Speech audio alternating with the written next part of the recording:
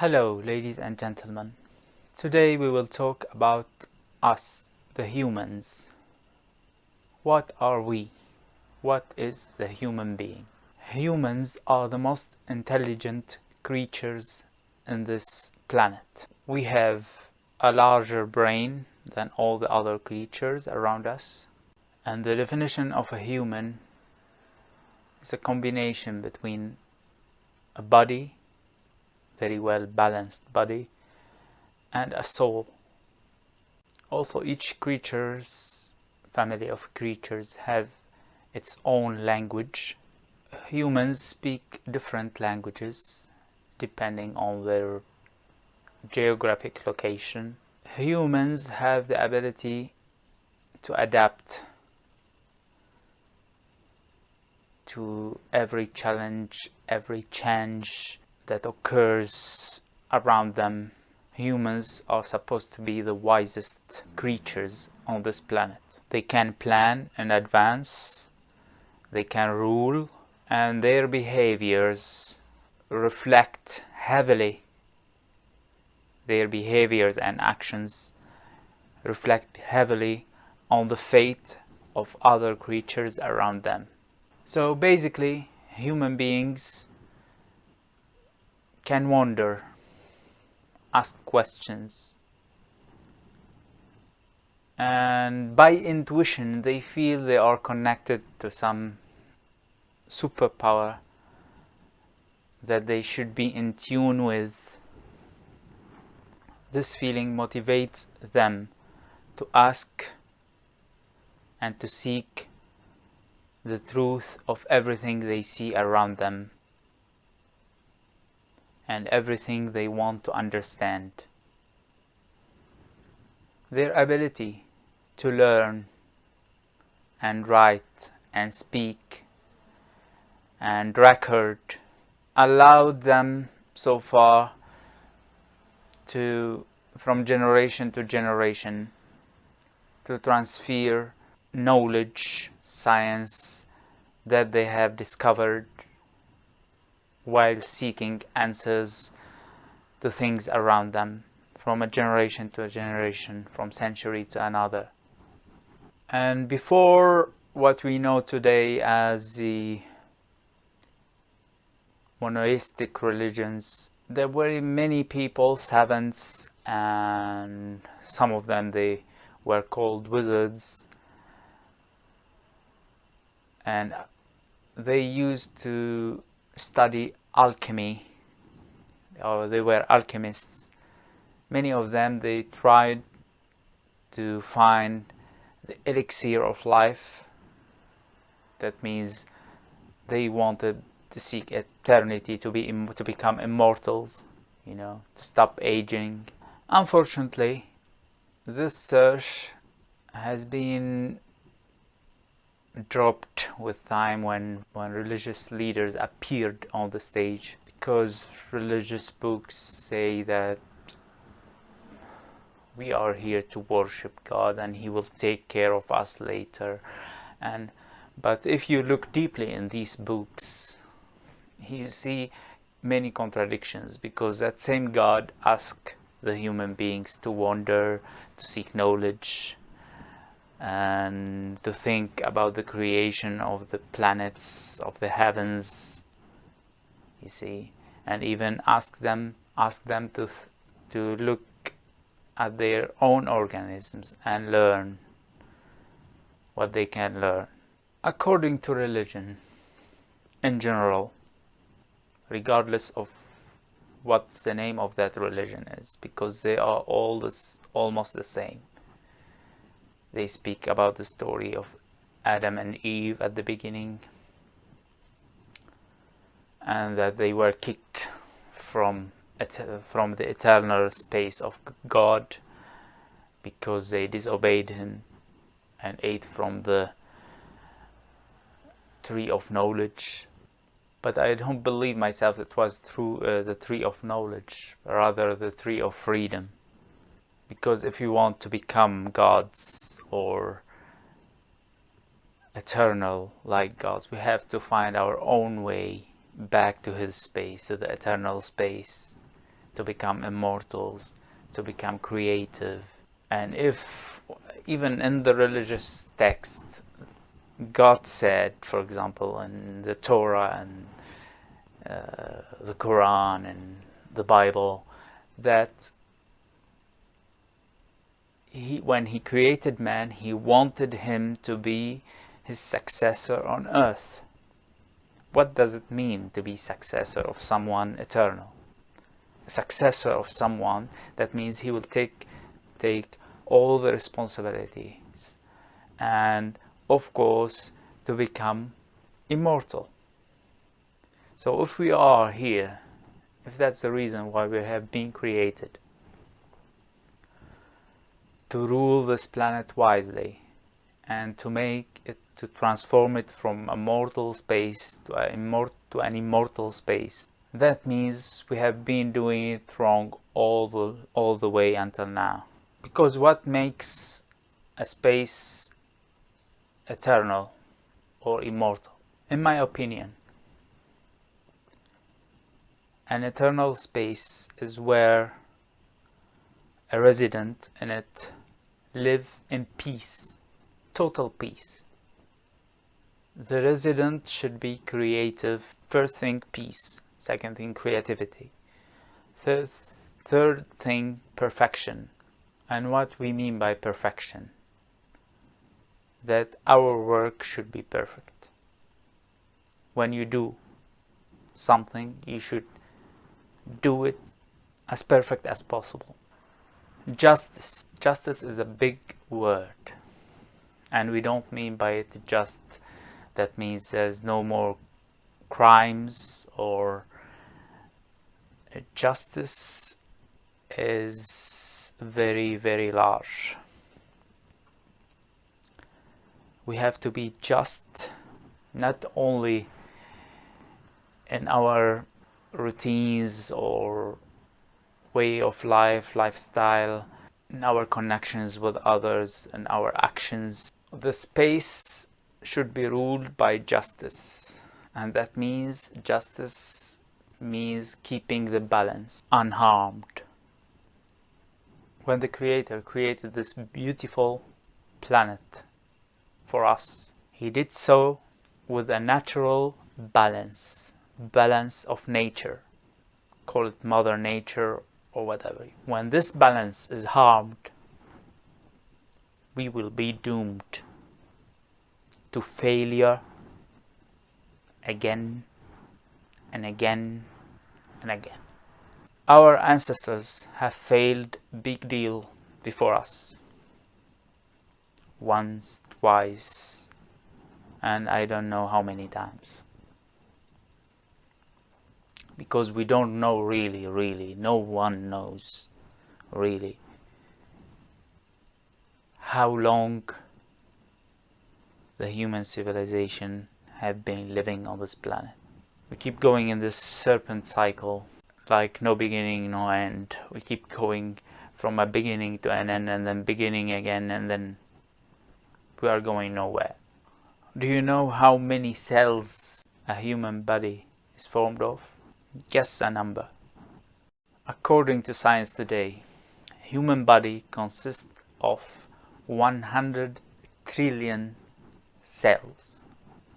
But I'm trying here to point out how much valuable a human life is, a human being is. So we must deal with him, with her, in full respect. How many human beings are being mocked today?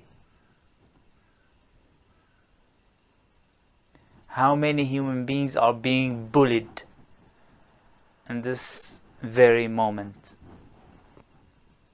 How many human beings are being killed now? And if you believe in the religious texts that you read, if you believe that God created the man and told and ordered the angels to bow before that man, so how much respect or how much potential or faith our Creator had in us, or still have. I don't know if He still, because when I look around me today, we live in a world filled with the humans who don't know their own worth, who don't know, who have no clue why they are here. The majority, the vast majority, 99%, if not more, have accepted this mortal short life, and they are going with the flow, with the status quo. They believed the lie that they will get another chance, even a better chance, somewhere, I don't know, after death. But maybe they have to wait, I don't know how many, still billion years. If we keep going like this, I can't see how we're gonna make it. Do you know why childbirth, giving birth, is a very risky and dangerous procedure? Why God, the perfect, the great designer of them all, designed the birth canal inside the female body to be that tight? Why it takes 9 months to produce a human child? Have you ever wondered about why?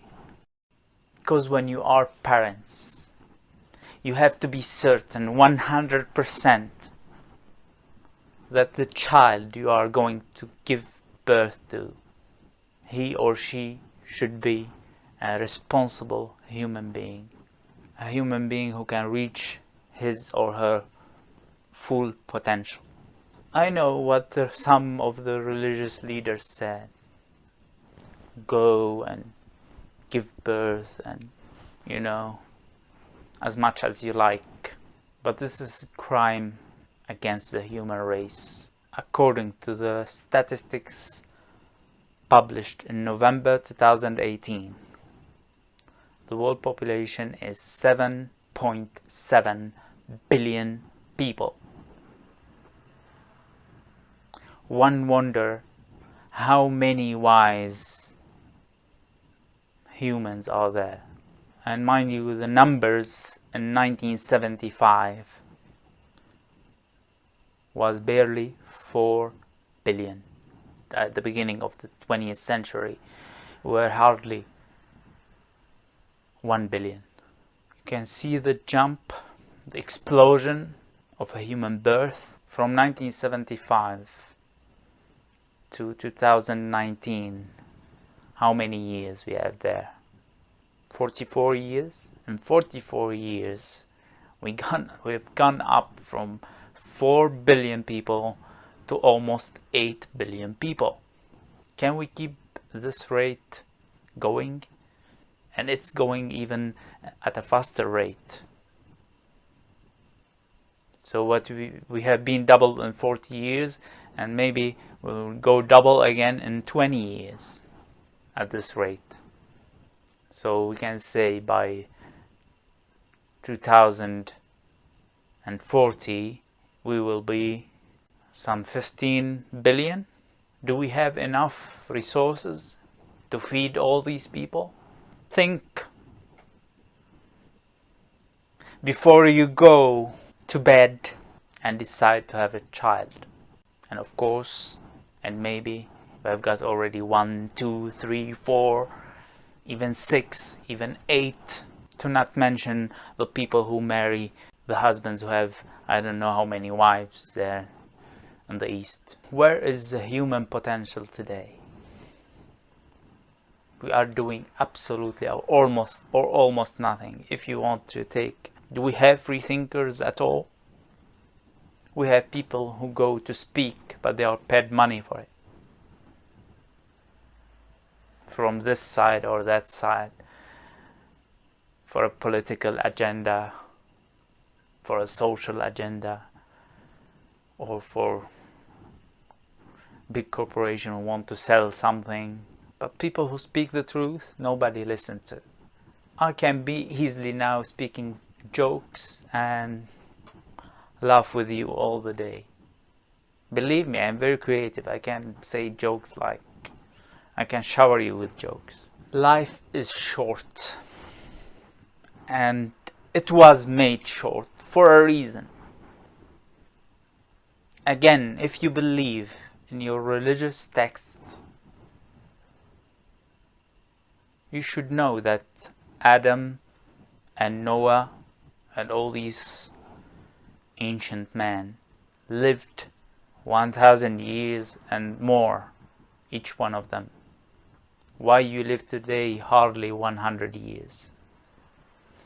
Why the age of man has been reduced deliberately? Have you ever thought about that? If you believe what you are reading there, and whatever book you believe in. If we want to agree with you, and this is a truth, a historical truth, that Adam lived 1,000 or 2,000 or I don't know how many years. I tell you why it has been reduced, if this is true. Because if I live 1,000 years, who give a damn thought about eternity or immortality or finding solution to any problem? I am alive for 1,000 years. Oh God. Why I should bother? I live my life and that's it. The way I want. As easy as no motivation, nothing at all. To create something or to think about finding solutions for my problems. Why? Because I have a long life. It was reduced to motivate us. God said, well, look, 1,000 years they are doing nothing. Let us give them shorter lives. Maybe that will push the button that they will use their minds to do something about the mortal maze that they are in. So here we are. He reduced it to 100. That at best, who live to 100 today? Many people dying young. Many people hardly reaching the 50-year-old. But the longest, let us say 100. So even when we are having now this short life, we are still doing nothing other than I think about I'm going to eat today, where I'm going to dance today, which church I'm going to pray in today. To pray for what? For getting some more money at the end of the month? Or that may God push the woman or the man I love, or you love, or she love, or he loves, to love her back or to love him back. Pray for knowledge. Pray for wisdom. Pray for justice. Pray for peace. And I know there are many people who are waiting for a savior. Yes, keep waiting. Can you please tell me why God will send us a savior? If we can't save ourselves, why should he bother? What's the point? I mean, if your logic is not logical at all. I mean, if you believe that God created us all this time and then he will send us a savior at the end, what's the point of sending us out of the immortal space, out of the eternal space? We are up to it or not. You can say I am a dreamer. I don't know what you want to say. You can say whatever you like. I don't mind.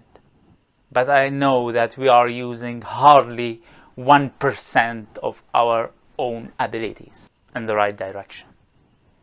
We are using all our abilities for a very stupid, superficial life. Imagine if every man, if every woman, if every brain, human brain, is working, seeking eternity. The face of this world will change forever. But we don't. Because we are lazy. We want everything while doing nothing. And we are never satisfied. The billionaire wants to be a trillionaire. The greed is everywhere, regardless of how. I have lived for a short time in luxurious houses, and I have lived for longer periods of time in a very small houses. And I didn't see a difference between my my bedtime there or there. And I didn't see any person who died was able to take all his belongings and all his billions with him or her. I want to name a few names that their own discoveries have served the advancement of the human civilization. Big deal. But there are very few people. Very few. Imagine if that number of people has been doubled or tripled, or let us make this 0.5 be, let us 25%. We will be in a different place completely.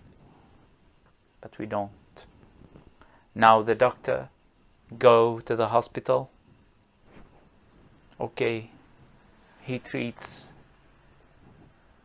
patients, but the main reason behind his work, well, of course, as a human side to it, but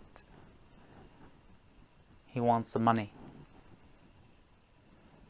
Everyone is after the money. Very few now go, for example, to study something in order to understand something, in order to find a key to a new thing, to a new beginning, to find a clue or to find the right place for that piece of the puzzle and the big puzzle. We no longer do that. We just worship the money. Even the people who go to the mosques or to the churches, they all get the money. We go study religion for money.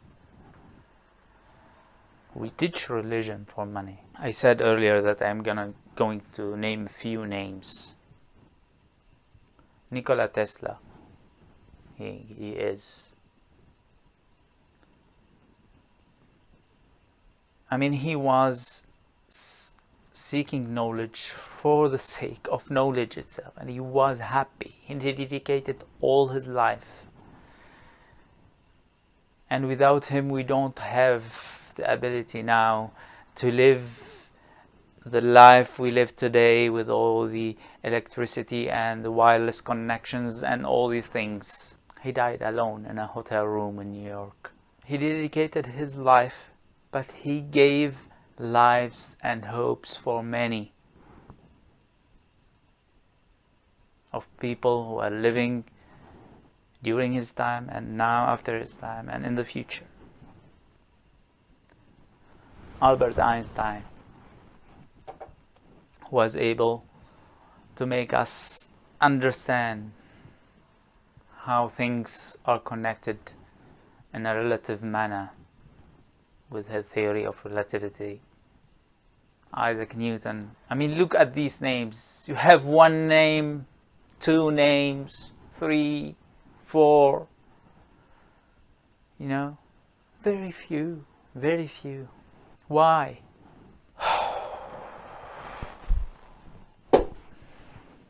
But you are now going to turn off this video and give birth to a new child, aren't you? I think I better stop here. You are human, I am human. We are all humans. See you soon. Thank you for watching. Thank you for listening. Bye for now.